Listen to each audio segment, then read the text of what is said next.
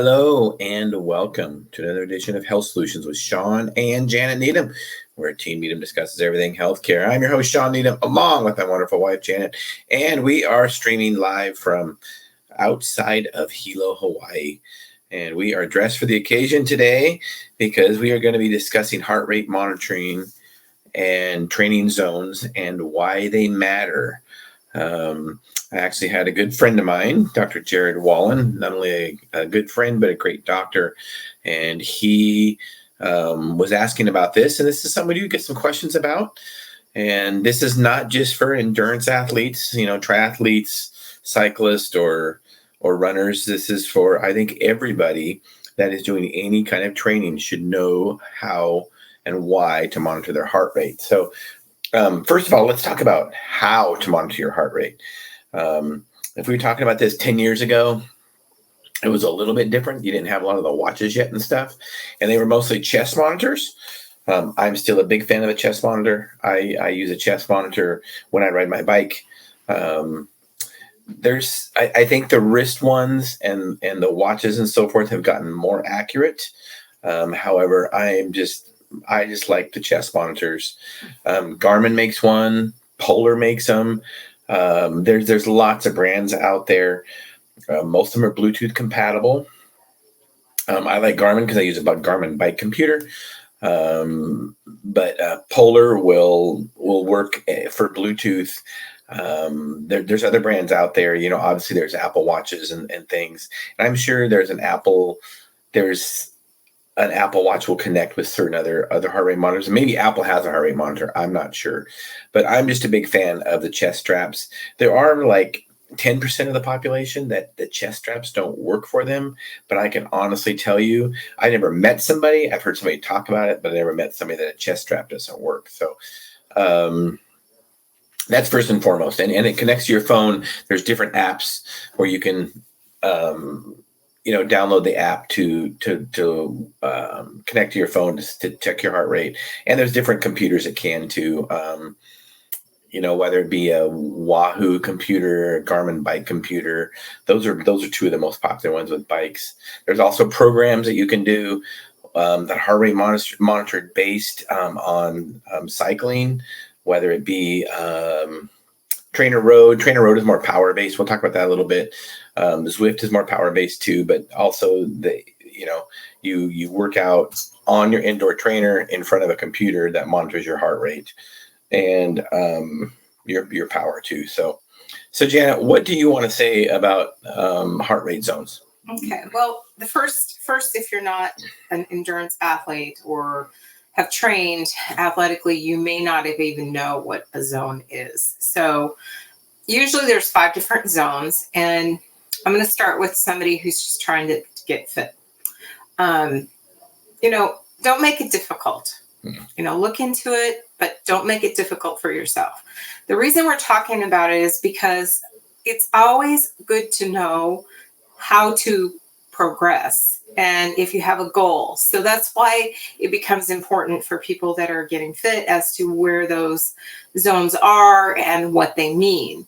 And so many times, when Shawn and I grew up, when you're a kid and you're working out, nobody really talked to you about it. It's not until after we get into college or even into, maybe our mid 30s or 40s that it became a big deal for just regular athletes. But I'm sure for when you had Olympic athletes, when you've had college athletes and professional athletes, they know full well what those zones are. But the reason we're talking about it isn't to make working out difficult. It's just to help people achieve their own personal goals. And it's a really good tool to use.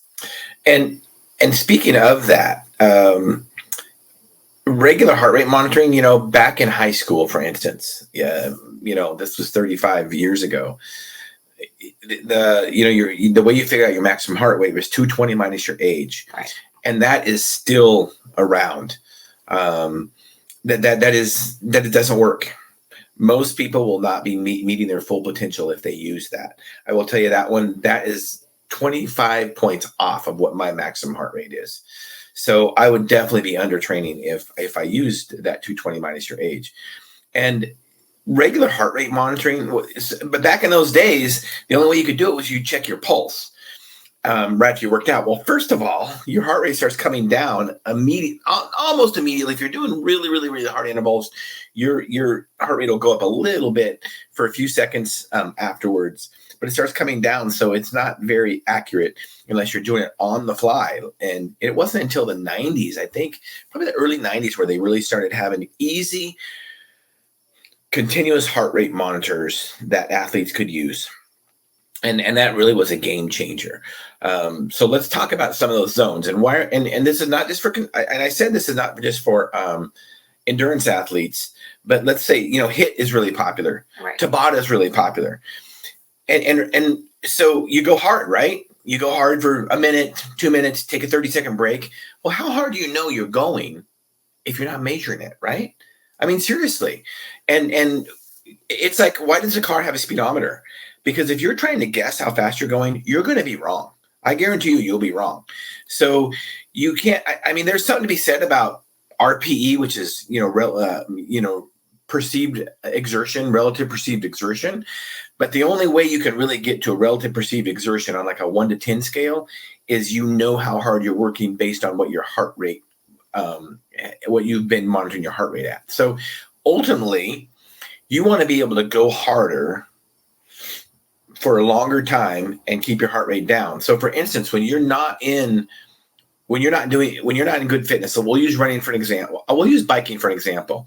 And I won't use power numbers. I'll use speed because it's easier. And this will cross over to running too. You're on flat ground. Let's say you're going 20 miles an hour on a bike, no wind, same road conditions. And your heart rate and you do that for 5 miles and your heart rate reaches a maximum of 170. Well, let's say when you get to be fitter, you go 20 miles an hour, that same 5 mile stretch, your heart rate will maybe only be 160, 155. So that's why you need to monitor it. It's no different than lifting weights. If you don't know how much weight you're lifting, then you never know if you're progressing or not. So it's the same exact concept. But like Janet says, don't make it too complicated. And remember, these are zones. We're going to talk about some zones. Our body does not have on and off switches where, you're in zone 1, you're in zone 2, you're in zone 3. Our body does not work like that. Okay. It is not black and white. Janet, what do you have to say? So let's define the zones, because not everybody understands them unless they've been trained, and have done a lot of research themselves. So let's define some of these zones, because we're talking about it, but you may not know what it means if you haven't been trained. So the first zone is really, as most people would think of, you can talk real easy. It's slow. It's a good slow pace. Where that becomes important for athletes is this is a good place to warm up. This is a great place to warm up and cool down. So that's why it's important to know what that zone is for you. And also recovery happens during that place. But let's say you want to, like Shawn said, you want to improve. Well, if you don't know where those zones are and you can't, you need to put the time in and you need to learn it. So that's why it's important. So zone 1 is not much higher than your average heart rate. Depends on the person, but it's not very difficult to reach. Probably 50 or 60 points higher, depending on the person. But how do you find your zones? So this is the more difficult part, but it's not really difficult. It doesn't have to be difficult. Is it hard? Sure, it's hard, but it's very worthwhile. There's 2 different ways to do it. On a bike, what you do is you go all out for 20 minutes. And I will tell you, the first time I did, it's called a lactic acid threshold heart rate test. And basically what it means is you are burning lactic acid instead of, once you get to that zone of lactic acid above your, when you're burning lactic acid instead of glucose, then that's when your body starts to say, I can't go any harder. So you have to know that it's not really maximum heart rate yet. That's usually quite a bit higher, but it's how long you can sustain yourself before you're starting to go downhill. So all out on a bike for 20 minutes, and you average your heart rate for that 20-minute period. On a run, you basically can do the same thing, although even indoors, you can test what's called your VO2 max, and you can check these. There's videos online on how to do this, but running with your VO2 max to kind of get that lactic acid threshold heart rate right before you stop burning sugar and you start burning more lactic acid, you go all out for 10 minutes. And on a pace, like on a 1% treadmill, probably is the most accurate way, because you can pace yourself the easiest there. And then and you just keep going harder and harder to find your VO2 max, harder and harder every minute. And until the last 2 minutes, you go as hard as you can. And when you reach that level, that is your VO2 max pace. And then your heart rate will be at your VO2 max by then too. Again, is it perfect? No, but it is a great tool. So I'm going to use my numbers because I know them. And by the way, I've been training since 2013. And even though, obviously I've gotten, 11 years older, 10 years older, my heart rate zones have not changed. My power zones have changed, but my heart rate zones have not changed. So just because you're getting older does not mean your heart rate shouldn't pump as hard as it was when you were younger. That's why 220 minus your age does not work. Because if you look at my VO2 max, I have a VO2 max of a 20-year-old. So it would totally misrepresent my VO2 max or my heart rate. So let's talk about those zones. So let's say my go ahead. There's 5 zones, right, usually. So let's do that. So you find your maximum, you find your threshold heart rate, your VO2 max heart rate, top of threshold heart rate, which is when you start burning lactic acid. And I'm going to use mine as an example. Mine's 170 to 173. So when I'm racing, for instance, that's where I will try to not go much higher than that, except peak a little bit if I'm doing a really hard climb or I'm doing a sprint or I'm trying to pass somebody. I don't try to go much higher than 170 to 173, because after that, my power levels are going to start dropping off fast. Because that's your zone 5. Because that is my zone, top of zone 4, right before zone 5 when you start going downhill. So zone 1, recovery zone. It's usually 50% or so. Or warm-up zone. Or warm-up zone, recovery zone. It's usually 50% or so of your VO2 max, your lactic acid threshold heart rate. Both of those are about the same within a few points. So for my heart rate, if my lactic acid threshold heart rate is 170, then my recovery zone would be anything below 140. But I will tell you, when I'm recovering or doing a recovery ride, recovery spin, I'm well under 140. I'm more like in the 120s. I try to just stay 120. And remember, recovery is also this. This is why we need to know this. Recovery is not just for endurance athletes. Recovery is also for HIIT training or Tabata. So you need to know what happens to your heart rate during recovery. So I will tell you, if you are doing HIIT, you will reach those zones if you do it long enough. You sprint in place, you start jumping up and down, doing burpees, doing burpees with a jump. And I guarantee you can get your heart rate into the 170s, into your VO2 max range, probably within 30 seconds to a minute. You do need to know that. Now, then when you rest that 30 seconds or 10 seconds or 15 seconds, how is your heart rate coming down?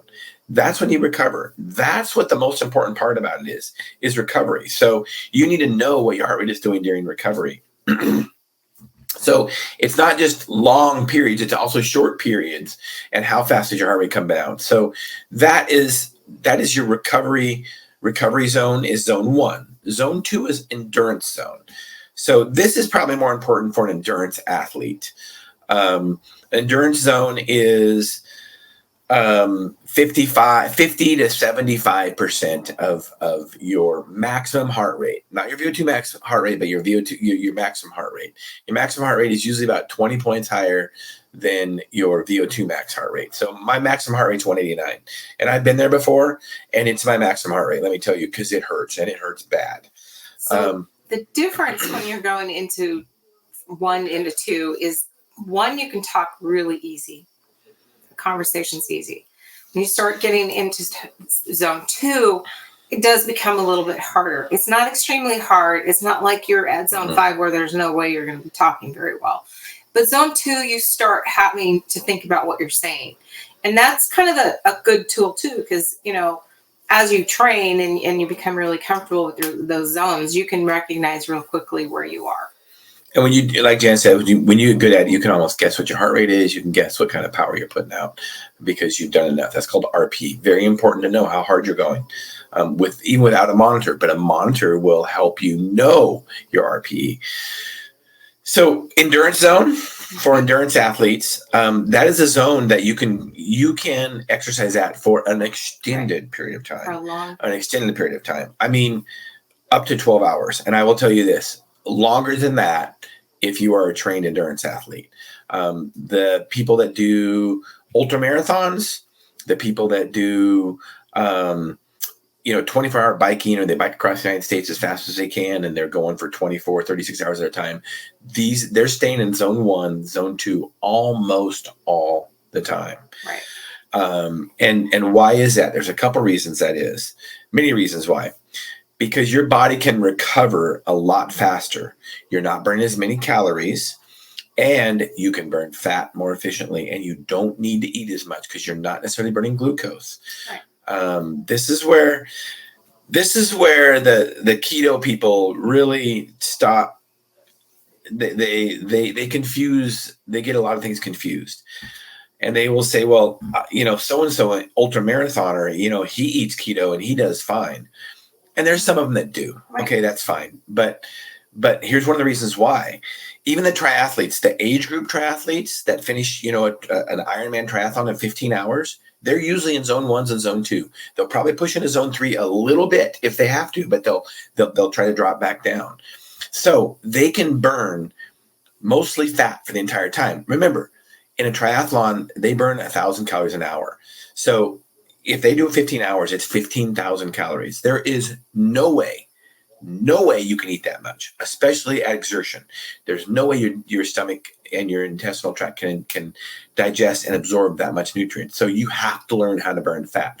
In zone 1 and zone 2, it's not that difficult, especially if you train your body. So zone 3, you step up to what's called tempo.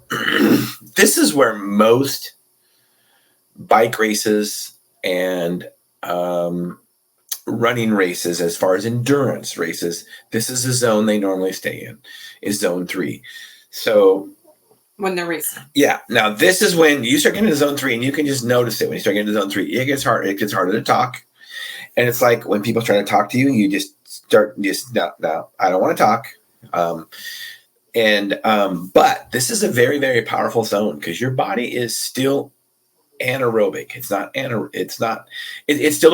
It's not anaerobic yet. It's still burning oxygen. It's using glucose as fuel and still burning oxygen.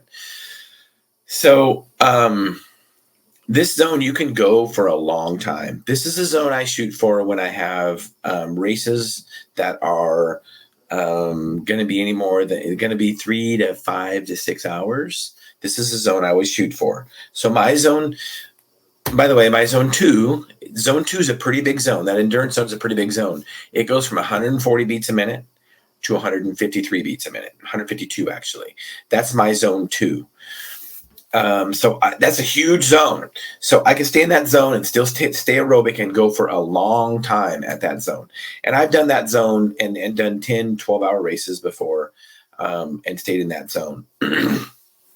Zone 3, you start burning a lot more glucose. This is where you start needing to fuel appropriately. You always need to fuel appropriately.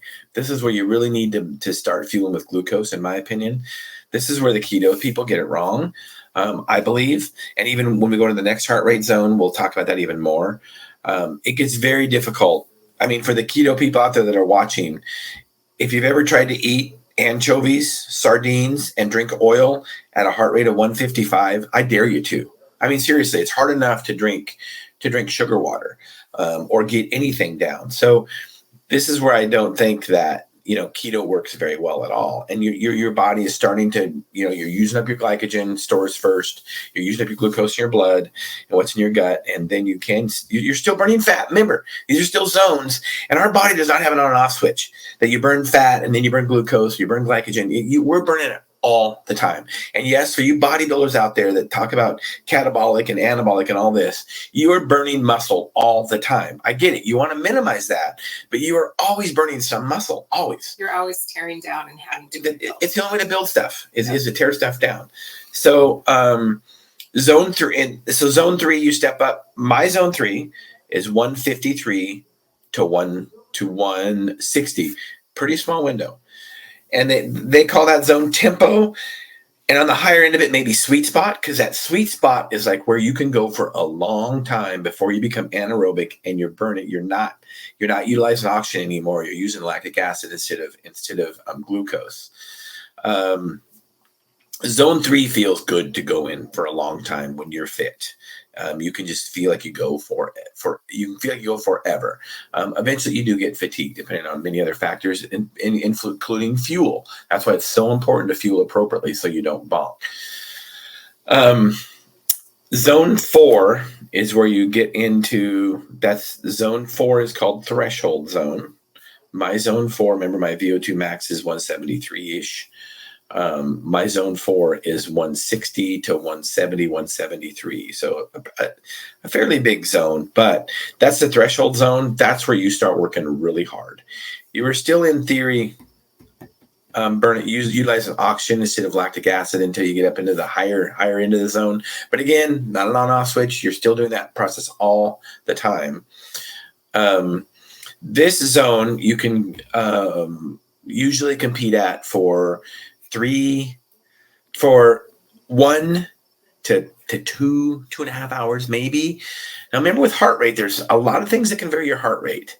So it's not just how fast you go. There's other things that vary your heart rate. That's why heart rate is not perfect to monitor performance, because what else dictates your heart rate? Humidity, heat, elevation.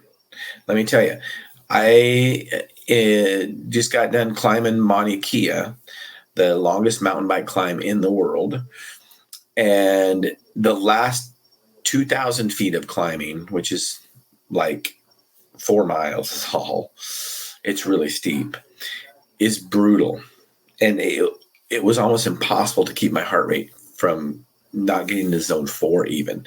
So I had to rest a lot because I was trying to keep my heart rate down. I wasn't trying to setting records, just trying to finish. Elevation has it's at 12,500 feet up there. At the top, 13,800. Elevation has a huge effect on your heart rate. Dehydration does too. Your heart rate will go up as you get dehydrated. Makes sense, right? As you get dehydrated, your volume of blood goes down. Your heart rate has to pump faster in order to perfuse all your tissues, especially when you're exercising. So this is your race zone. Like if you're a racer less than 2 hours. So most of my cross-country mountain bike races, this is the zone I'm in. So I'll stay in this zone, the upper end of the zone for 2 hours, 2.5 hours. So my heart rate will average 168 or so, 170 for 2 to 2.5 hours. But I will tell you this, last year in South Dakota, one of my favorite mountain bike races, the Dakota 5.0. It's a 50-mile mountain bike race. And my goal is always to finish in 5 hours. So I try to go in zone 3. I try to keep my heart rate about mid 150s, 155 or so. Well, after that rate, the heat was brutal. So even though I was pedaling as hard as I could, but my power wasn't that much because it was hot. It was 100 degrees. And so by the end, I couldn't pedal as hard without my heart rate going up, and my heart rate averaged 160 for 5 hours and 15 minutes. So, which is more than I wanted to, but that's all I could do to really get to really finish in the time I wanted to. But again, that's one of the things about heart rate is it's not necessarily just performance based. There's other conditions too. Also stress. Another reason to monitor heart rate is because when you start monitoring your heart rate, you'll know what your resting heart rate is more often. And those of you that follow that anyway on your watch or on a device, you might know that. But as you get stressed, your resting heart rate will go up. So it's important to know those things. Janet. So as we've just kind of briefly went over the fact that a lot of things play into this, but one of the things I think that is really important to remember is that, not every moment in time has to be perfect. It's a tool. It's to help guide you and help you and see where your endurance is, to see how you have progressed. So it's not the end all, but it does give you also a trigger to say, hey, I need to back down a little bit if I need to. I'm in a place where I'm uncomfortable or I shouldn't be. And that's kind of one of the places that you need to say, maybe I need to stop for a while. I mean, that's important too. I mean, you see these athletes that are barely making it across the finish line, and that's not really a healthy situation sometimes. So, pulling back can be a healthy thing for you to decide that, hey, I'm in this place that I need to be aware of. So it helps with awareness and helps you make better choices and decisions. So one race Shawn was in, he lost some water bottles and it was very hot. So you have to decide, can I replace them? How am I going to hydrate? It's really hot this day. I'm already at this place. What decisions could be appropriate or not? Yeah, I decided to drop out because it could have been dangerous if I would have tried to finish the race without a water bottle. So let's go over the zones really quick again, and I'll go over those top zones. I didn't mention the numbers of the zones, but recovery zone is zone 1, mm-hmm. Endurance is zone 2, tempo is zone 3, threshold is zone 4. Zone 5 is after threshold. Remember, after threshold, you start burning lactate. You are becoming more anaerobic. So you're stopping to burn sugar as much and you're burning lactate. And this is the next one would be the VO2 max zone. So this is where a zone where, it's because you're not utilizing oxygen like you were anymore. And you're burning lactate. You're on a downhill slide. So you can't do this zone for very long. So true VO2 max levels, you can only really perform them for 1 to 8 minutes. And I will tell you, 8 minutes is a long time. I mean, the longest VO2 max intervals I've ever done are 5. I can only usually do that 1. I can't repeat them. That's usually when I'm doing a 5-minute VO2 max test. And they are brutal. They are very, very, very difficult. And they're really, you really won't, that's really the last one that you can test off of heart rate. So that's zone 5. And even zone 5, you can do that one, but anaerobic is what's the next one, is zone 6 is anaerobic. And because there's such short intervals, they're like 30 seconds to a minute. Your heart rate takes a minute. It takes a while to come up anyway. You really can't test anaerobic. Heart rate monitoring on anaerobic intervals doesn't do any good at all. Because you don't do them long enough to really get your heart rate up there. So the next one would be zone 5 is VO2 max. Zone 6 is anaerobic. Zone 7 is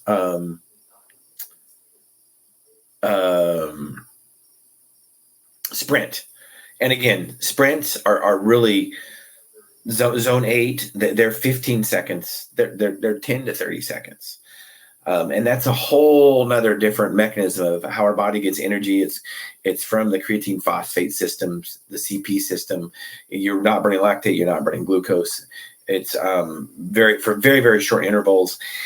Usually your heart rate won't, depending on how your heart rate started at the beginning, your heart rate won't get up that high anyway after 10 to 30 seconds. It will get up there for sure, but you can't monitor your heart rate consistently doing those because they're such short intervals.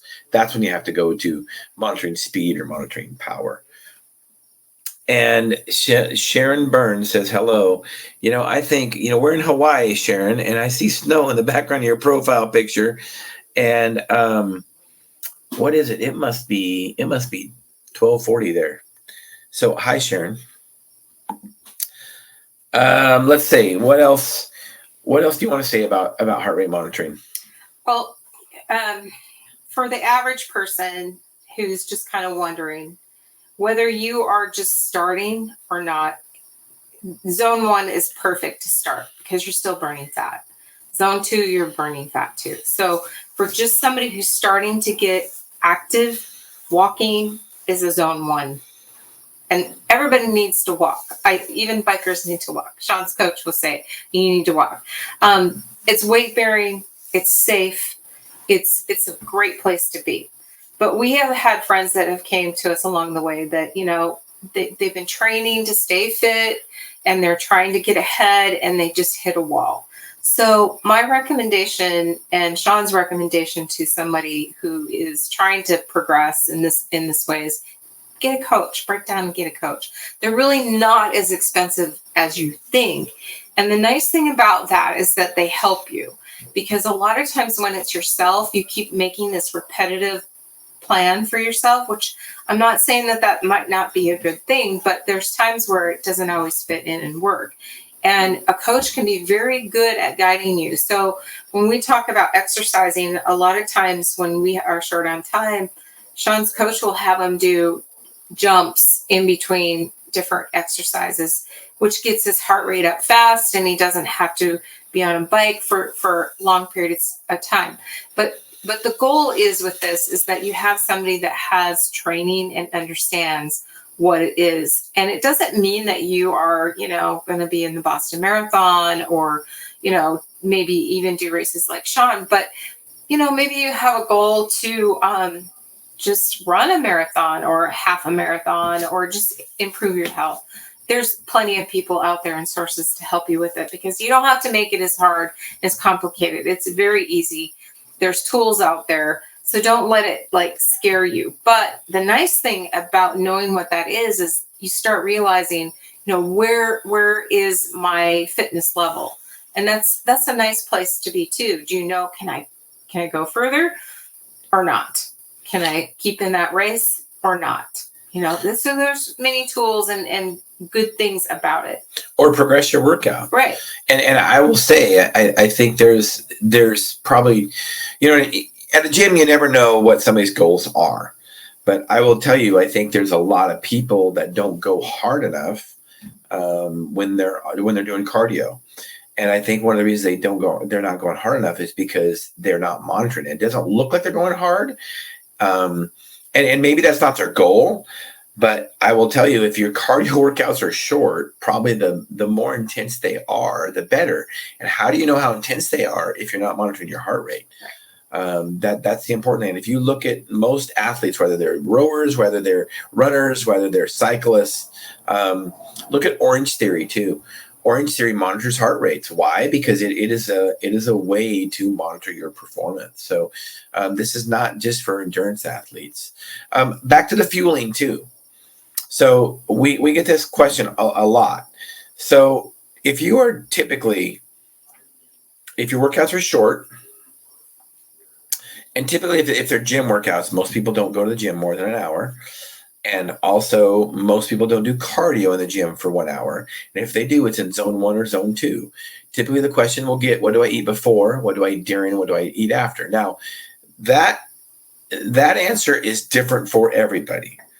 But I will tell you, if you're not at ideal body weight and you're trying to lose weight, then you do not need to eat anything before, during, or after your workout if you're in zone 1 and zone 2. Nothing. Because just hydration, because you're going to be burning, you're not even going to burn through all your glycogen, which you have 1,500 calories of glycogen in your system, which is good enough for an hour and a half of intense exercise. Right. So you're talking zone 4 for 1.5 hours. So most people, even CrossFitters don't need to. Now, if they're super lean already, then they might want to eat during, before, after. But it depends on your goal. If your goal is weight loss, then you do not need to eat before, during, or after those zone 1, zone 2 workouts. You start getting into zone 3 and longer, then yeah. Now, zone 3, zone 4, if you're doing HIIT workouts and the HIIT session is 10 minutes and your heart rate was at 170 for 2 minutes, then no. The answer is no. You don't necessarily need to eat after, during, and before. Depending on the length of it, because look at what your average heart rate is going to be over the entire session. So that's another thing important about monitoring your heart rate. Not only do you see what your peak heart rate is, but you see what your average is over the entire workout. That's a very, very good guide also. So you can also sense your recovery. What else, Janet? I think I answered all the questions I wanted to answer. Well, the thing I want to talk about hydration is I'm not a fan, and there's probably times where I've had to break down and use Gatorade. Gatorade is not a tool that I like to use very often, partly just because there's way too much sugar in it. Half strength, you're going to use Gatorade, use half strength. But when we say hydration, a lot of times you need electrolytes in it, and I think that means a big deal.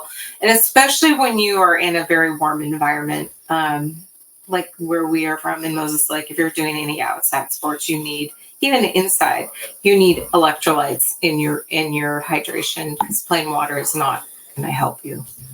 Thank you. You're welcome, Heather Finney Armstrong. Hope all is well. And about hydration, G2 Gatorade is different than regular Gatorade. I don't even know if you see regular Gatorade much anymore. G2 is okay.